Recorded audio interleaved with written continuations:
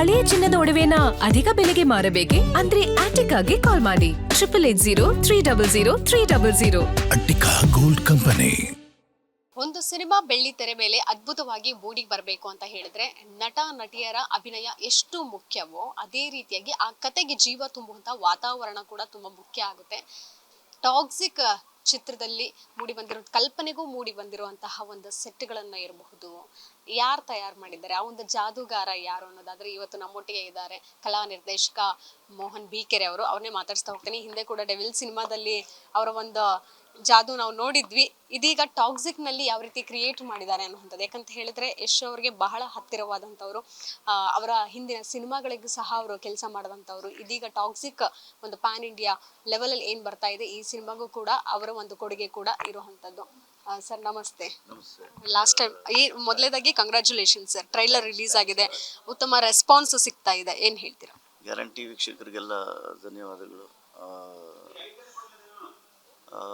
Response ಹೇಳ್ಕೊಳಕ್ಕಾಗದೇ ಇರೋಂಥ ಮಟ್ಟದಲ್ಲಿ response ಸಿಗ್ತಾ ಇದೆ. ಈಗ ಆಲ್ರೆಡಿ ಆಲ್ಮೋಸ್ಟ್ ಎಲ್ಲ ನೀವೆಲ್ಲ ನೋಡಿರ್ತೀರ. ಇನ್ನು ಟಾಕ್ಸಿಕ್ ಬಗ್ಗೆ ಮಾತಾಡೋಂಥ ಪದಗಳು ನಿಜವಾಗ್ಲೂ ತುಂಬ ದೊಡ್ಡ ಮಟ್ಟದಲ್ಲಿ ಕೇಳ್ತಾ ಇದ್ದೀವಿ. ಅದ್ರ ಜೊತೆಗೆ ಏನಂದರೆ ಮೊನ್ನೆ ಟ್ರೈಲರ್ ರಿಲೀಸ್ಗೆ ಇದ್ದಿದ್ದ ಹವಾ ಅದೆಲ್ಲ ನೋಡಿದ್ರೆ ರಿಯಲಿ ಈ ಸಿನಿಮಾ ಯಾವ ಮಟ್ಟಕ್ಕೆ ನಿಂತ್ಕೊಳ್ಳುತ್ತೆ ಅನ್ನೋ ಇದು ನಮಗೂ ಉತ್ಸಾಹ ಜಾಸ್ತಿ ಇದೆ.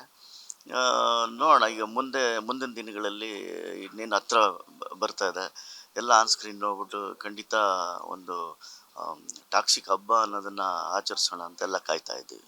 ಸರಿ, ಹಿಂದೆ ನೀವು ಯಶ್ ಅವ್ರ ಜೊತೆಗೆ ಆ ಸಿನಿಮಾಗಳನ್ನು ಕೆಲಸ ಮಾಡಿದಂತಹ ರೀತಿ ಇರ್ಬೋದು, ಟಾಕ್ಸಿಕ್ಗೋಸ್ಕರ ಎಷ್ಟು ಸ್ಪೆಷಲ್ ಆಗಿ ಮಾಡಿದ್ದೀರಾ ಅಂತ? ಆ್ಯಕ್ಚುಲಿ ಯಶ್ ಸರ್ದು ನಮ್ಮದು ಹೆಂಗೆ ಅಂದರೆ ಸುಮಾರು ವರ್ಷಗಳ ನಂಟು. ಅವರು ರಾಕಿ ಸಿನಿಮಾ ಮಾಡಿದಾಗ್ಲಿಂದ ಆ್ಯಕ್ಚುಲಿ ಅದಕ್ಕೆ ಸೆಟ್ ಡಿಸೈನ್ ಸೆಟ್ ವರ್ಕೆಲ್ಲ ನಾನು ಮಾಡಿದ್ದೆ.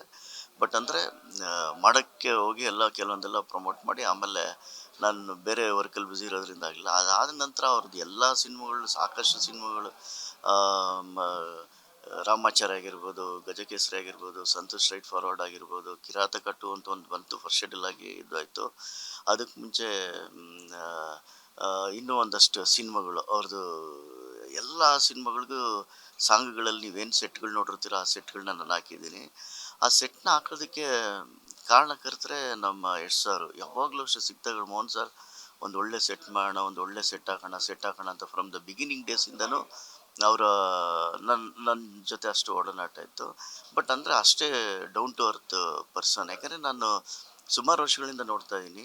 ಅವರು ಯಾವಾಗಿಂದ ನಮಗೆ ಪರಿಚಯ ಆದರೂ ಆವತ್ತಿನ ದಿನಗಳಿಂದ ಇವತ್ತಿನವರೆಗೂ ಟಾಕ್ಸಿಕ್ವರೆಗೂ ಅವರು ಅದೇ ರೀತಿ ವಿಶ್ವಾಸ ಇದೆ.